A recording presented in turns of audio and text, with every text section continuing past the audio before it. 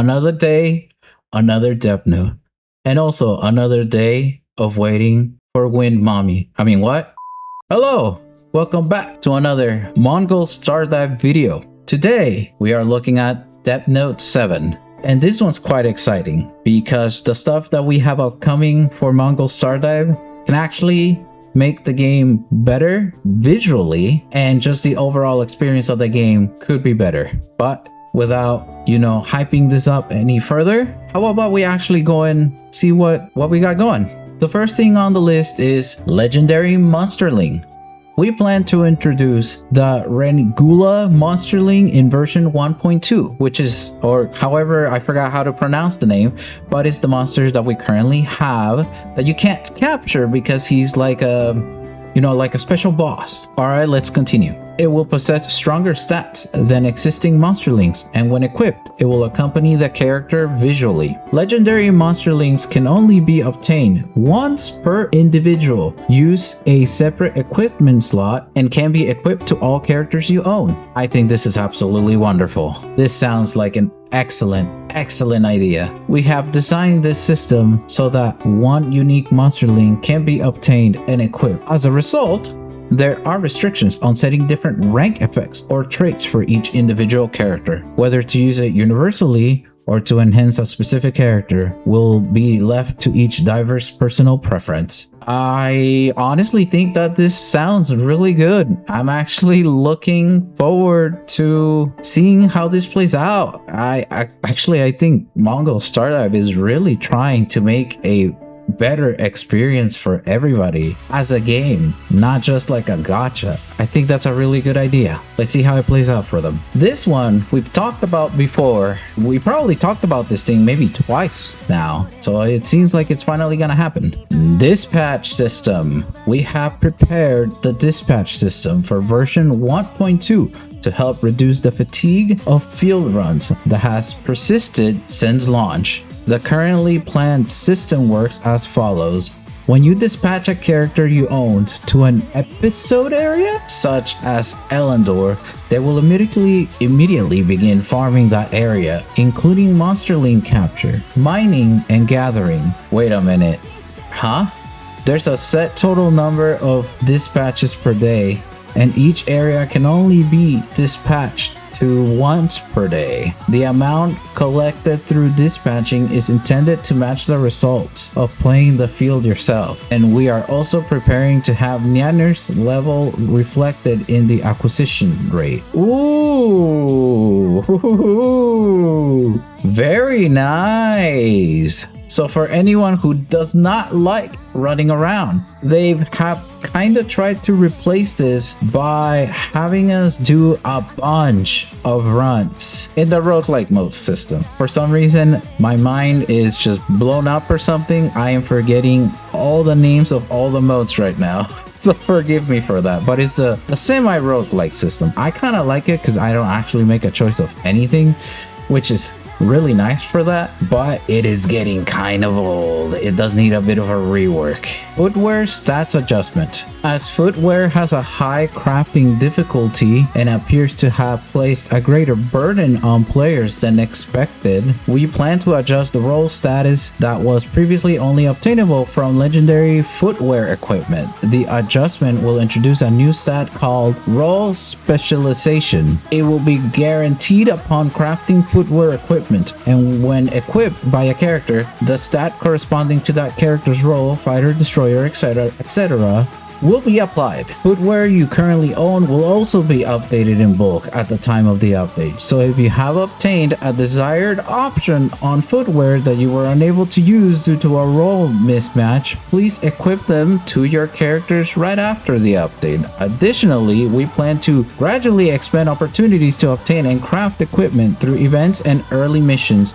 Ooh, another great change. I really like the last part of that. Though, I actually do like the footwear. Now I see what they mean by footwear stats change or adjustment. If you guys don't know or aren't aware, whenever you decide to craft the footwear, there's a specific stat in the footwear or on the footwear that can only go to a specific character. It will be RNG whether you get it for the character that you want. So that I have experienced that, and I don't like it. I have gotten kind of lucky with it, but I wish to not really struggle too much with it. So I'd say another good change.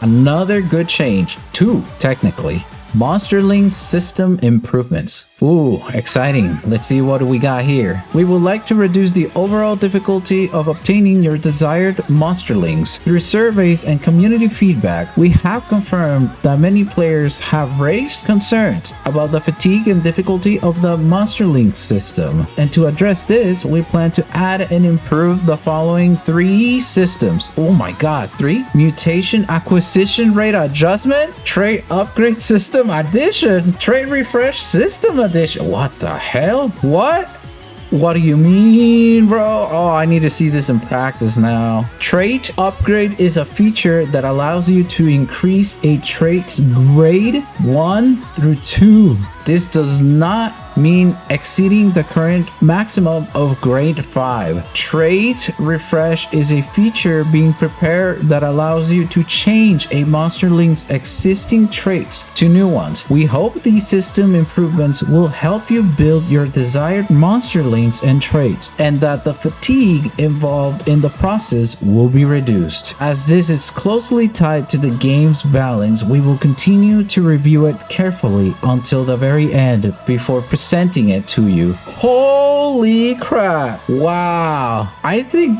so far I've been reading the dev notes since day one. I don't even know if I have kept up with all the dev notes myself on YouTube, but I have read them all. I'm fairly certain I have most of them on my YouTube. Though I gotta say, I think so far this has been the best one. This feels like a devs listen moment. This might actually start making Mongol Starlight feel better. This is incredible. Alright, this one doesn't matter to me too much because I don't mind the way that it is, but we'll see what it has. This is the mobile convenience improvements. We have received a great deal of feedback regarding UI improvements for mobile play, such as request to increase the size of the dodge button. In version 1.2, we have added the ability to adjust the size, position, and transparency of the V-pad, skill buttons in the lower right, and banners in the mobile environment.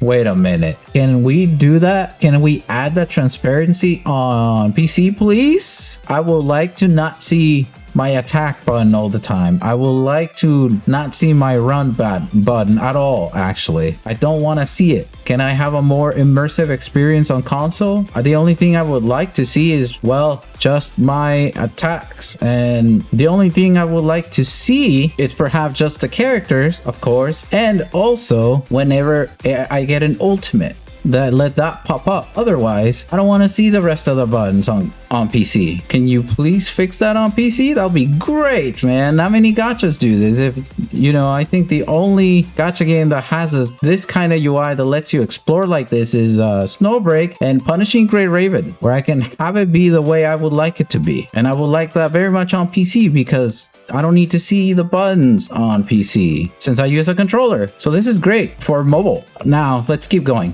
Going forward, we will continue to carefully review the inconveniences in the mobile play environment and the improvement suggestions shared by our divers, and implement fixes and updates as they become ready. In addition, Mongol's first summer festival, which many of you have been looking forward to, is on its way, and we are also preparing to present the improvements shared through surveys, the community, and various other channels. We will take time to provide more detailed information about the version 1.2 update at a later date. And that's it. That's pretty much it. The rest of it is just talking about how they're going to hold a live stream. We on Global are also going to have a live stream, and I really hope that maybe perhaps in that live stream for Global we can see some of the changes that are new to the newest update. Ooh, I really would like to see that. I would appreciate it if we could see that. Other than that, I'm excited for the dispatch, right? so the game takes less time. And if you want to do more, it sounds like you could still run on the field if you want to double your progress, double your chances for monster acquisition rates, for all of that. That sounds really good in my opinion. We'll see if that's actually how that plays out for the dispatch system. Now, when it comes to the monsterling improvements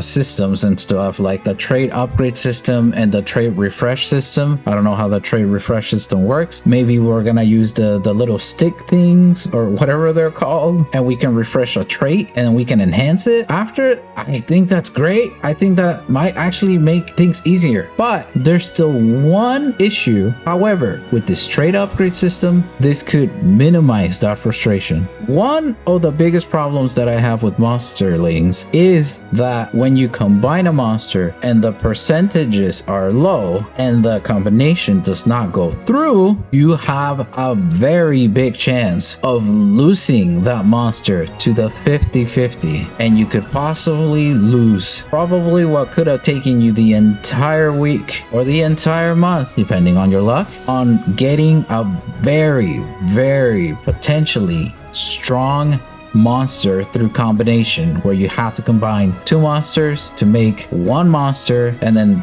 you gather one monster from the field, combine the one that you just combined with the new one that you just got from field, and then combine those two to make the strongest monster, and then you lose it to the 50-50. I know that sounds a bit complicated, but if you played Mongol Stardive, you know what I'm talking about. Holy crap, I finally have Fiend on my team, and I wanted Fiend for so long because Fiend looks cool, but I absolutely hate the stats on it.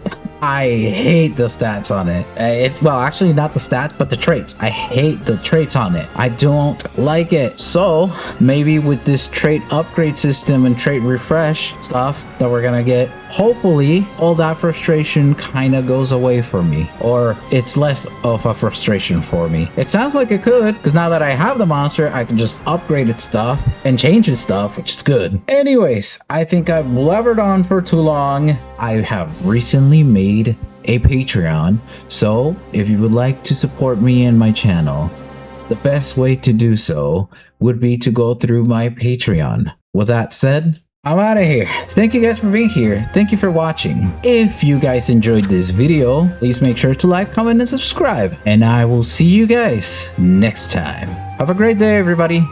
Bye-bye.